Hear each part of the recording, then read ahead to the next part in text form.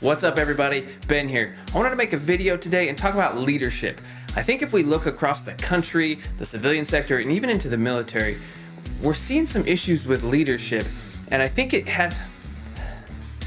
smells like frankincense and bacon. Hang on, I gotta go figure out what that is. I'll be right back.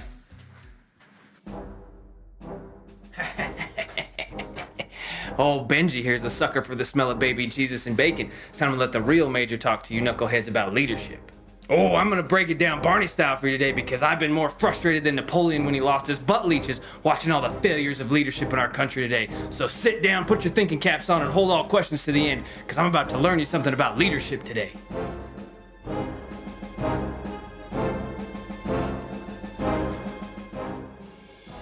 Now, before we go any further, I need to slip into something a little bit more colorful. There we go. Seems to me that today's day and age, many of our supposed leaders don't have any sort of clue what leadership actually is. All you have to do is go spend 5 or 10 minutes on social media or YouTube and you can find 20 different examples of the failure of leadership and how it negatively impacts their subordinates. Today we're gonna unwind things a little bit, go back to the ground level. We're gonna define what leadership is. Got a couple definitions here that I'm gonna pull up. We're gonna talk about it, and we're gonna figure out what the heck this leadership thing even is.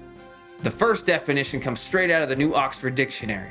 It says, leadership is the action of leading a group of people or an organization. That's real helpful. Geez, you can't trust anything that came out of London in the 1800s. Let's try something a little bit more modern. Let's go over to Harvard Business Review and see what they have to say.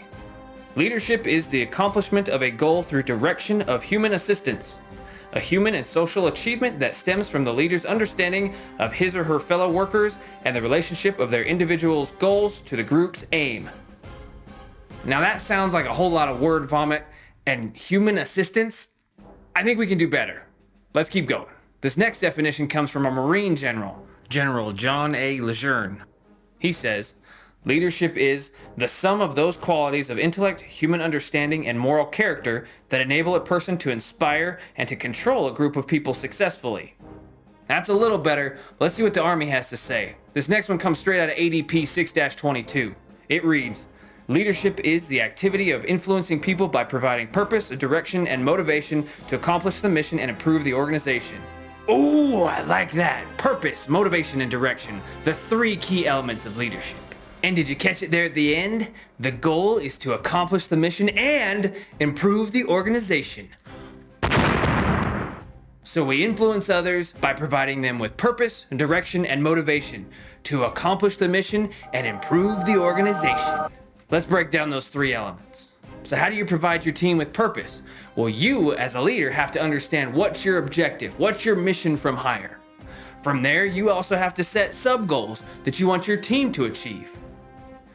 Once you have all that set in your head, you have to take that information and be able to translate that to your subordinates and tell them, help them understand what you're trying to accomplish and what that end state is going to look like. Now, direction. Direction is how they're going to get there. You've set your vision and everybody understands what the end goal is, but how do they get there? Now, there is a difference between micromanagement, command and control, and delegative leadership, mission command, that you need to understand. It doesn't mean that you have to tell them every single step they're going to do in the process. We are going to storm that bunker. You and you are going to take 20 paces forward, turn 90 degrees to your right. Then you're going to throw 2 hand grenades.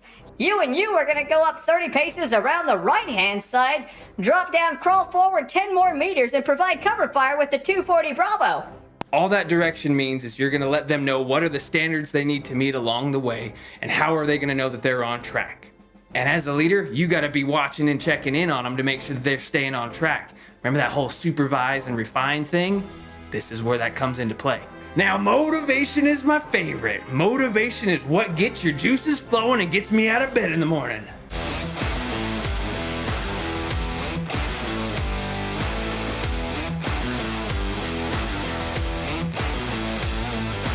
Now, the best way to motivate your subordinates is to have them see you engaged in the work. Nothing kills motivation more than seeing a commander or a boss sitting in their office with their feet up, not looking like they're doing anything. I don't want to work. I just want to bang on this mug all day. Did you ask me here for any specific reason? Yes, I did. Now, I understand you've got all your emails and all your meetings you got to go to, but to provide motivation, you have to be engaged with your subordinates. Make sure they have everything that they need and be that motivator. Get them excited to go. So what did we learn today? That the new Oxford University Press has a terrible definition of leadership. But in addition to that, we learned that leadership is providing purpose, direction, and motivation to accomplish a mission and improve the organization. Now, if you totally destroy the organization or wear out all your Joes by accomplishing the mission, that ain't it, sonny. I think everybody now should have a good baseline of what leadership is. There's obviously a lot more that goes into it, and we'll get into the weeds another time. But for now, what are your questions?